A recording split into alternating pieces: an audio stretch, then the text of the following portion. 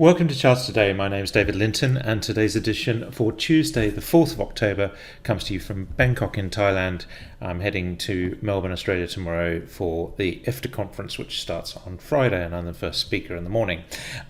So looking at the alerts, because that's where I quite like to just start my day and just see what's changed. It's always important from a technical perspective what's changed, and we're seeing all these new things kicking in, new targets. But the thing that I've really noticed is that we're starting to get quite a lot of 90 bar highs. So 90 bar high on silver, 90 bar low on the dollar, 90 bar high on the euro.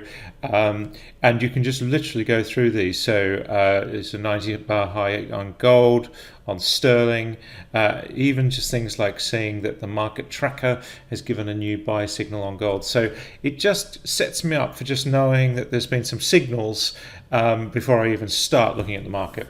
So looking at the market, there's a sea of green on the screen, which is prices are going up. So that's relatively good news, of course.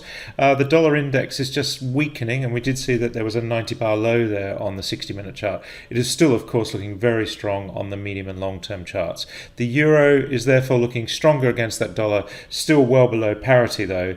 Really it's too early to call this a change in the trend. We're seeing the medium and long-term trends still bearish. Below the cloud we're bearish, above the cloud we're bullish. This is my weekly, my daily and my 60-minute chart, and so that just gives us a long-term, medium-term and short-term view of the market. Looking at sterling, we are sitting at 113.63, so we've really recovered everything and some since that mini budget announcement week before last. So interesting to see how sterling has recovered. And against the euro, we're sitting at 115 above that level, and again we've seen quite a strong recovery there as well.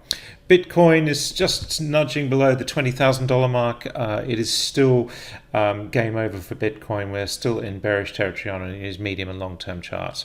And we saw the US market looking stronger yesterday, and the futures are up 1.5% on the S&P future and 1.8% on the Nasdaq E-mini. But the damage is done. We did make a lower low, and we are now below the cloud on the lagging line. So we would need a miraculous recovery very, very quickly to call this move into a bear market over. We've got downside targets.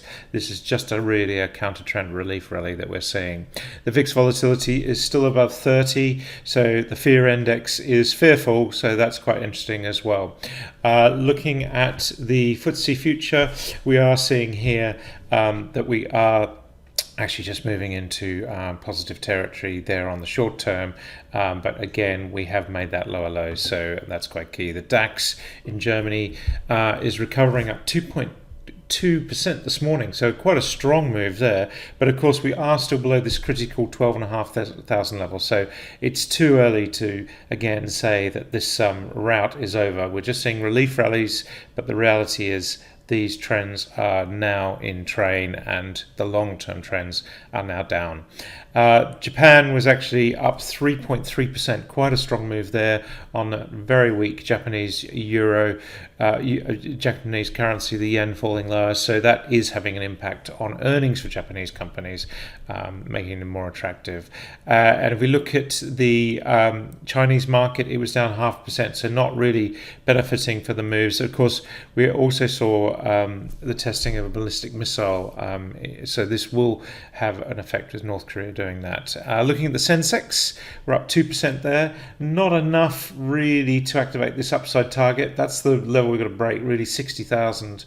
If we break 60,000, we activate an upside target to around 80,000. So that is really significant, but we've got to do that, of course.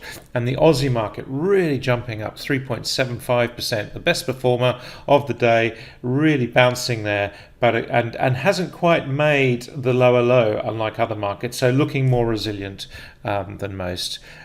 So worth keeping an eye on. We'll look at the energy mix in a minute. All the commodities are moving higher, mostly on a weaker dollar. We're seeing coffee up, sugar up. wheat up 1/3%. These long-term trends in commodities still in train, and really we're just finding that base trend. So too early to call the trend in a lot of these commodities over. Of course, we covered these in our weekly report. The big news is what's happening in precious metals. So we talked about that at the start. We're seeing gold back above 1700, and silver has popped, really has moved well and truly above that 20 level, and that really is a move into medium-term bullish territory. So we've really recovered there on that daily chart. We still need to hold that for a few days to be sure, but 20 is a critical level. We've seen silver inventories actually being really exhausted, so quite interesting that we're seeing that pop back up in silver. We've talked about palladium actually building a base over recent times, and that's looking much stronger as well as we just build that base there, so that's quite good news. US 10-year yield sitting at 3.6% on the 10-year, a little bit higher on the 30-year. The trend's still very much up on the medium and short term, but long term, but short term we are just pulling back in interest rates, so a little bit of respite there. Taking a look at the energy mix now, we've got crude oil up quite positively this morning. $90 is the key number for Brent crude. We highlighted that in our report this morning, but we do have upside targets, and WTI has already broken higher through that 82 level, and that is actually now starting to run and looking quite strong.